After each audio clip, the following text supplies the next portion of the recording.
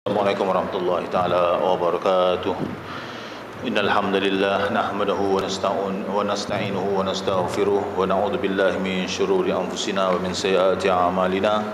May yahdihillahu fala mudilla lahu wa may yudlil fala hadiya lahu. Wassalatu wassalamu ala sayidina Muhammadin wa ala alihi wa sahbihi ajma'in. Alhamdulillah, kita memanjatkan syukur kepada Allah Subhanahu wa taala pada tengah hari ini dapat sama-sama kita berkumpul berada di Masjid Haji Muhammad Saleh untuk sama-sama kita melaksanakan perintah Allah, iaitu solat 5 waktu, sekaligus kita berada di rumah Allah. Mudah-mudahan Allah SWT menjadikan kita golongan orang-orang yang mendapat pimpinannya di dunia dan juga di akhirat. Amin ya rabbal alamin, insyaAllah. Alhamdulillah, kita bersyukur kepada Allah SWT di mana kita dapat melaksanakan solat berjamaah. Ini satu anugerah yang paling besar, di mana anugerah yang Allah berikan kepada orang-orang yang mahu mendapat petunjuk dari Allah Subhanahu Wa Taala. Dari itu, marilah kita pelihara anugerah ini dan kita mohon kepada Allah Subhanahu Wa Taala agar Allah Subhanahu Wa Taala jadikan kita sentiasa mendekatkan diri kita kepada Allah Subhanahu Wa Taala dengan melaksanakan segala yang diperintahkan oleh Allah Subhanahu Wa Taala. Kerana kalau kita lihat solat itu sendiri, dalam erti kata bahasa atau lughah, dia bermakna doa. Jadi sebenarnya kalau kita lihat dalam ibadah solat yang kita kerjakan, apa saja kita ucapkan itu semua adalah doa. Lagi-lagi kalau kita mengucapkan kalimah-kalimah dalam suratul Fatihah, itu ada hubungan kait antara kita dengan Allah Subhanahu Wa Taala.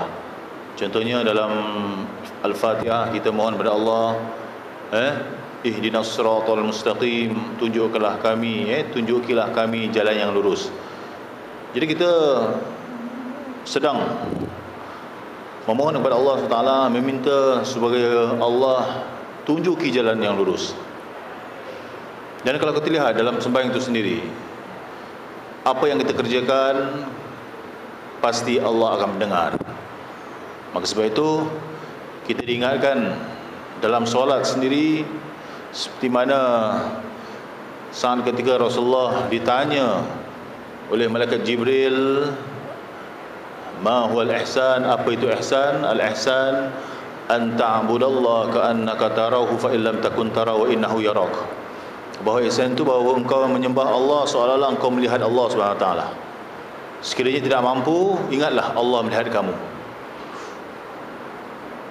Jadi dalam kita melaksanakan ibadah solat, pasti Allah Subhanahu Wa Taala melihat kita.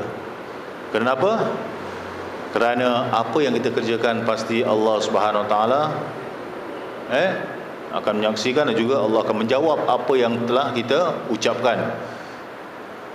Maka sebab itu kita dikenaki untuk fokus ataupun khusyuk dalam mengerjakan solat. Jadi doa itu sendiri terdapat dalam solat. Apatah lagi memang selepas solat tadi kita pun berdoa.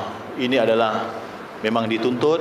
Kerana apa? Kerana kita bila berdoa pada bila-bila masa sahaja memang boleh. Tetapi namun terdapat beberapa waktu atau keadaan yang tertentu di mana doa akan dimakbulkan oleh Allah Subhanahu Wa Taala. Di antaranya ialah pada akhir solat wajib, yakni selepas selesai kita beri salam, sebelum atau selepas salam. Itu dimakbulkan oleh Allah SWT. Jadi jangan lupa, tadakan tangan, mohon kepada Allah SWT. Segala doa yang kita panjatkan pasti insya-Allah akan dimakbulkan oleh Allah SWT. Itu salah satunya. Dan waktu-waktu yang makbul atau mustajab bila ketika kita waktu sujud ketika solat, itu juga insya-Allah akan dimakbulkan oleh Allah doa kita ketika kita sedang sujud tadi. Tapi kalau macam saya jadi imam, saya tak bolehlah terlalu lambat sangat ataupun tak boleh cepat sangat. Kita nak tengok jemaah di belakang. Ada kala mereka yang dalam keadaan uzur dan sebagainya. Tapi dalam keadaan kita sembahyang mungkin secara sendirian atau di rumah, mungkin kita boleh panjangkan. Kerana terdapat dalil yang mengatakan di waktu kita sujud tadi, dan dalam masa doa sujud tadi kita pun bacalah doa-doa tambahan, tapi syaratnya dalam bahasa Arab lah, jangan bahasa kita. Kita tak boleh solat menggunakan bahasa selain bahasa Arab atau bahasa Al-Quran yang telah termaktub mengikut susunan yang telah ditetapkan dalam syarak tersebut. Dan seterusnya, doa yang dimakbulkan oleh Allah Subhanahu Wa Taala ialah pada waktu sepertiga malam yang akhir. Sepertiga malam tu dalam waktu jam berapa? 1 malam, 2 malam, ketika manusia sedang nyenyak tidur, sedang di lamun mimpi, bukan lamun asmara, lamun mimpi, ketika itu kita bermunajat kepada Allah SWT, kita berdoa kepada Allah SWT, insya-Allah Allah SWT tidak akan mengabaikan. Kecuali bagaimana doa tadi tidak diterima oleh Allah SWT. Dan sebuah hadis Rasulullah SAW saat ketika hamba tadi bermohon kepada Allah, ya Rab, tetapi keadaan pakaiannya didapati ataupun dipakai dari pakaian yang haram, makan dan minumnya juga dari sumber yang haram, mana mungkin Allah SWT akan memakbulkan doa orang-orang yang dalam keadaan gitu. Dan seterusnya, doa yang dimakbulkan oleh Allah SWT ialah pada waktu azan, antara azan dan iqamah. Sebab itu ketika azan dilaungkan, hendaklah kita sama-sama menghayatilah laungan azan. Kalau ketika kita sedang berbual, maka kita beri laluan azan tadi. Maknanya kita jangan meneruskan perbualan lah. Kecuali kalau bos telefon itu penting, mungkin kita pun terpaksa jawab. Tapi kalau saja-saja berbual gitu, tak ada urusan-urusan apa. Kenapa? Kerana menyambut seruan azan dan iqamah sunnah kita menghayatinya dan diiringi dengan doa. Allahumma rabba hadhihi ad-da'wati tammah salatil qa'imah. Ini doa ni memang warid dari hadis Nabi sallallahu alaihi wasallam, kepada siapa berdoa Allah SWT akan mengkabulkan doanya tadi. Dan mungkin kita boleh sambung ataupun kita masukkan sekali, Rabbi fili wal walidayya, ampunilah dosaku dan dosa ibu bapaku ya Allah, dan pimpinlah keluarga aku mendapat hidayah-Mu dan sebagainya lah. Itulah doa ketika antara azan dan iqamah. Bukan saja kita menyahut seruan azan, tetapi kita menyahut solat yang akan didirikan. Jangan pula seruan azan disahut, seruan iqamah disahut, tapi tak masuk masjid, tak sembahyang. Itu tak betul lah. Kerana apa? Kerana tujuan azan dan juga iqamah tadi adalah semata-mata untuk menjemput, memanggil manusia tadi untuk melaksanakan ibadah solat berjamaah. Itu tujuan azan dan juga iqamah dilaungkan. Maka salah satu daripada syiar Islam adalah iqamah dan solat dilaungkan, sama ada di masjid, di surau, di tempat peribadatan, waimah, kalau di rumah sekalipun. Tak payahlah kita nak pakai mic mikrofon, tak payah nak pakai karaoke begitu. Tapi boleh juga itu sebagai syiar. Kalau orang boleh nyanyi lagu karaoke, lagu dangdut dengan topik pergi, apa salahnya kalau kita gunakan mikrofon tadi untuk menyahut seruan Allah Subhanahu Wa Taala. Sebab itu ada sebuah hadis Rasulullah SAW, apabila seorang tadi bila menyahutkan seruan azan, maka syaitan akan lari mendengar seruan yang telah dilaungkan tadi. Dia akan lari sejauhnya meninggalkan tempat yang dilaungkan azan, tapi dia datang balik. Begitu juga dengan iqamah. Jadi kalau rumah kita ni sekali-sekali kita nak hidupkan sembahyang berjemaah tadi, kita lakukan azan lah. Mungkin suruh anak kita azan. Kadang-kadang sedihnya bila saya ada mengajar di inilah masjid madrasah, bila saya suruh remaja-remaja azan, tak tahu azan yang hendak dilaungkan. Ini kadang-kadang kenapa? Kerana ini bermula juga di rumah. Ini salah satu daripada kelebihan keutamaan azan yang telah disyariatkan oleh agama Islam itu sendiri, kerana laungan azan tadi menandakan kita ni hendaklah menyahut seruan Allah Subhanahu Wa Taala untuk mendirikan solat. Contohnya dalam laungan tadi, Allahu Akbar, Allahu Akbar, Allah yang maha besar, yang lain semua kecil. Bila yang lain kecil, kita kena, kecuali kalau kita bekerja lah, bertugas. Kalau aku tinggalkan tugas aku ini, mungkin dokumen tak sampai, urgent, nanti ada masalah dan sebagainya. Dan itu boleh ada reason ataupun ada alasan yang boleh terima. Tapi kalau kita di rumah tu tengok televisyen dan sebagainya, itu boleh kita hentikan untuk kita menyahut seruan Allah Subhanahu Wa Taala. Kerana tiada seruan yang lebih utama adalah seruan Allah Subhanahu Wa Taala. Kerana apa? Kerana kalau kita lihat para sahabat tadi, dia betul-betul menjaga solat 5 waktu. Maka kalau kita menjaga solat 5 waktu, insya-Allah Allah akan pelihara hidup kita di dunia dan juga di akhirat. Bukan saja di akhirat tapi di dunia. Insya-Allah segala masalah yang kita hadapi, Allah akan bantu kita. In yansurullah yansurkum wa yuthabbit aqdamakum. Jika kamu bantu agama Allah ataupun menegakkan agama Allah, niscaya Allah akan bantu hidup kamu. Ini dia. Kita kena tanamkan pada jiwa anak-anak kita. Semoga solat tadi kita jaga betul-betul. Dan doa juga dimakbulkan oleh Allah ketika turunnya hujan. Jadi bila turun hujan, kita pun doa. Jangan cakap alamak hujan, tak hujan susah pula. Kalau hujan, alhamdulillah. Kenapa? Kerana hujan yang turun tadi, dia beri semacam rahmat dari sudut sejuk, cuaca pun sejuk. Apa lagi? Tumbuh-tumbuhan pun hidup. Udara pun nyaman dan sebagainya. Tapi kadang-kadang hujan tadi, kita berdoa kepada Allah Subhanahu Wa Taala tadi, kita mohon rahmat dari Allah.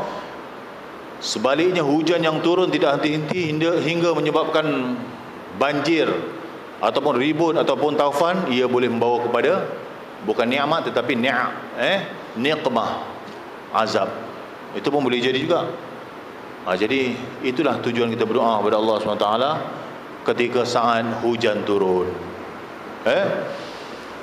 Dan banyaklah kalau kita nak bentangkan tentang makbulnya doa sewaktu kita berdoa kepada Allah pada waktu-waktu tertentu. Tapi sebenarnya Islam mengajar kita di mana saja kita berada,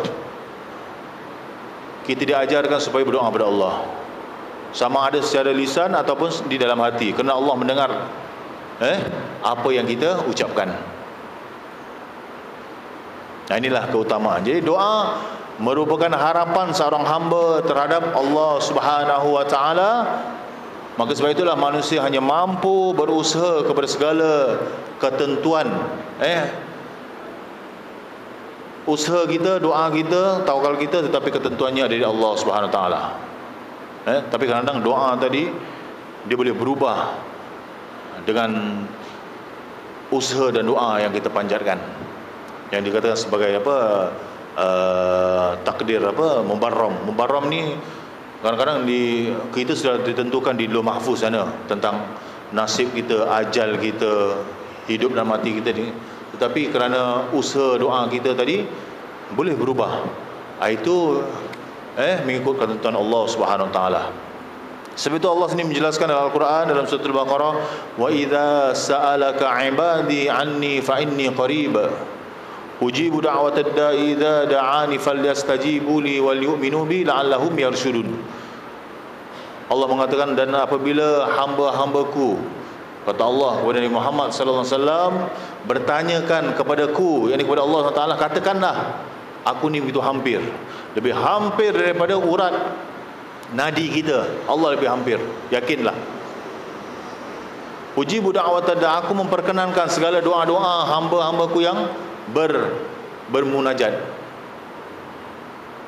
Tapi syaratnya falyastajibu li, maka hendaklah kamu mengikut segala perintah yang Allah perintahkan, wal yu'minu bi, dan hendaklah kamu beriman padaku, la'allahum yarshudun, mudah-mudahan kamu ini termasuk orang-orang yang mendapat lurungan.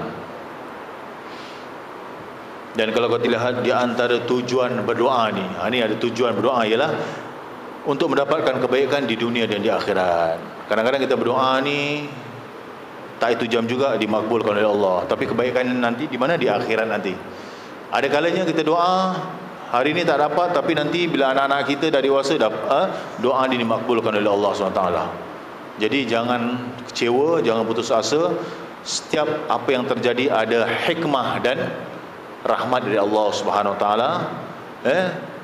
Cuma kita ni sebagai ikhtiar, kata orang tu, untuk mendapatkan segala hajat, membuktikan penyerahan terhadap hamba. Kita sebagai hamba ni, makhluk Allah ni, terhadap Allah Subhanahu Wa Taala, dan menjauhkan diri daripada sikap putus asa dan kecewa.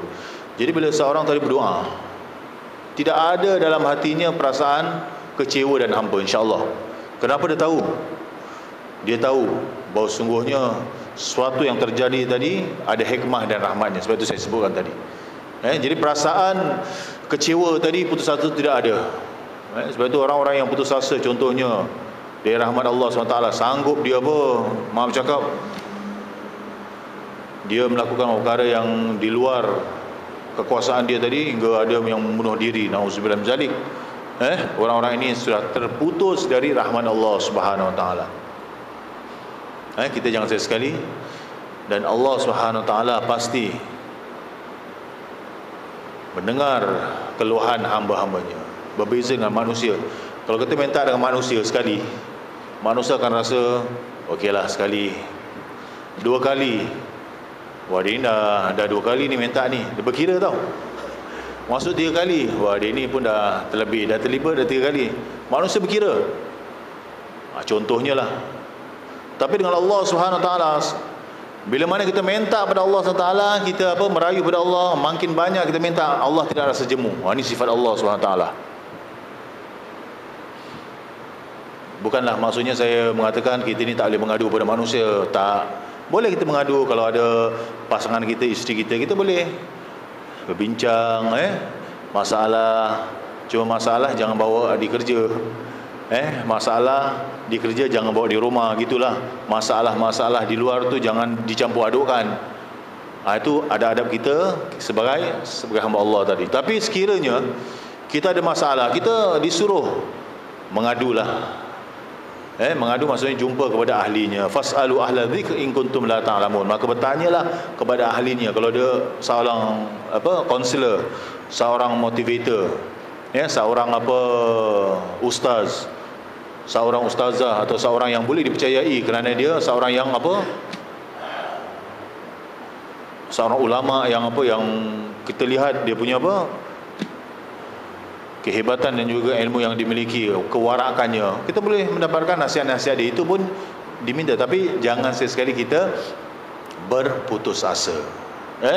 Dan di antara doa-doa utama sebagai seorang hamba Allah SWT adalah seperti memohon petunjuk dan hidayah Allah SWT agar sentiasa berada di jalan yang benar. Kita mohon petunjuk dari Allah SWT, dan mohon kepada Allah SWT agar diampunkan segala dosa-dosa yang telah lalu. Itu juga salah satu tujuan kita hamba kepada Allah SWT. Dan tentu sekali kita mohon kepada Allah SWT agar dimasukkan ke dalam syurga dan dijauhkan daripada neraka. Itu dia. Nas'alukal jannata wa na'udzubika minan nar. Kita mohon perlindungan, kita mohon syurga dari Allah, dan juga kita mohon perlindungan daripada neraka, dan memohon keselamatan di dunia dan akhirat, serta dijauhkan daripada pelbagai bencana. Sebab itu banyak sekali diajarkan Rasulullah SAW doa pagi dan petang, merangkumi. Itu dikatakan kitab, kalau dalam kitab ada satu kitab namanya Wirdul Latif. Wirdul Latif ni wirid pagi dan petang yang ringkas. Dia ada ini semua diamalkan, dibacakan oleh Rasulullah sallallahu alaihi wasallam. Kalau kita tak mampu nak baca banyak, pagi dan petang baca, itu akan dipelihara oleh Allah SWT pagi dan juga petang. Dan inilah harapan kita kepada Allah SWT, kerana Allah SWT sekali-kali tidak akan melupakan orang yang sentiasa mohon kepada Allah Subhanahu Wa Taala. Jadi di antara adab-adab ketika berdoa pun ada juga, dan doa kita adalah ikhlas kerana Allah Subhanahu Wa Taala semata-mata, lillahi taala. Jadi ada adabnya. Memulai dan mengakhiri doa dengan pujian kepada Allah Subhanahu Wa Taala dengan diikuti dengan selawat ke atas Rasulullah sallallahu alaihi wasallam. Kalaulah Allah selawat ke atas Rasulullah sallallahu alaihi wasallam, innallaha wa malaikatahu yusalluna 'alan nabi, maka Allah juga perintahkan ya ayyuhalladzina amanu sallu alaihi wasallimu taslima. Masya-Allah. Jadi perbanyakkanlah selawat ke atas junjungan kita. Kalau Allah sendiri sudah endorse, Allah sendiri sudah selawat ke atas Nabi, kita ni sebagai umatnya yang sewajarnya lah bersyukur kepada Allah di atas kehadiran, kewujudan Rasulullah tadi dengan perbanyakkan selawat. Tak kira lah yang paling ringkas ke apa. Ini salah satu adab membaca bismillah, alhamdulillah, dan ikuti dengan selawat. Bersungguh-sungguh dan yakin doa yang dimakbulkan. Bila kita doa tadi betul panjat tu, jangan amin amin. Ini tak nak. Jadi secara kita berdoa tu mesti bersungguh-sungguh dan tidak mendoakan perkara yang buruk untuk orang lain. Itu juga adab. Ya Allah, jahanamkan dia. Tak boleh. Allah tak akan makbulkan. Nak tumbuk orang baca bismillah. Sedangkan diajarkan kepada kita kalau nak buat satu tadi, kullu amrin dzibalin la yubda'u bismillahirrahmanirrahim fahuwa aqta. Maka setiap urusan yang tidak dimulakan dengan membaca bismillahirrahmanirrahim, maka terputuslah keberkatannya. Kita salah faham, nak tumbuk orang bismillahirrahmanirrahim, kita tumbuk. Nak pukul anak, auzubillahi minasyaitonirrajim. Sedangkan kita memohon perlindungan Allah, ya Allah lindungilah aku daripada syaitan direjam. Tapi kenapa pula kita nak sebat anak? Contohnya gunakan sebatan tadi, baca auzubillah. Anak tu dibaratkan apa? Kan anak kan manusia, bukan syaitan. Ini kadang-kadang disalah tafsirkan dalam kita memahami doa tadi. Dan yang sebaik-baiknya kita mengakui dan bersyukur ke atas nikmat Allah Subhanahu Wa Taala. Dan yang terbaik adalah menghadap kiblat sambil mengangkat kedua tangan. Itu adab-adab lah. Jadi mudah-mudahan marilah sama-sama kita mengambil pengajaran di sini. Semoga kita mendapat manfaat dari apa yang disampaikan. Dan sebelum saya tutup majlis ini, saya nak kongsikan bersama. Rasulullah sallallahu alaihi wasallam pernah bersabda, sesungguhnya Allah Subhanahu Wa Taala menyukai bersin dan membenci kuapan menguap.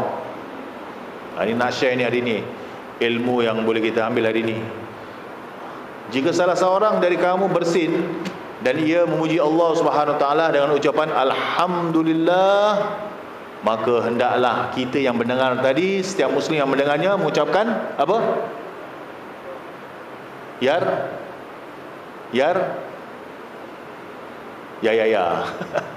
Yarhamukallah. Orang bersin. Tapi kalau dia tak ucap pasal tak alhamdulillah, kita doakannya lah. Mudah-mudahan Allah merahmati dia. Itu satu doa. Bila orang bersin, excuse me. Tapi sebenarnya itu satu rahmat, kerana apa? Penyakit yang ada empat badan kita ni keluar. Hajib. Tapi janganlah sembuh empat kawan kita. Ambillah satu tempat kerana penyakit kita dah keluar. Jadi kita ucapkan alhamdulillah, penyakit aku dah keluar. Jadi orang yang mendengar tadi, yarhamukallah. Bila orang tadi mendengar kawannya atau sahabatnya mendoakan dia yarhamukallah, yang dengar pun disuruh doakan apa?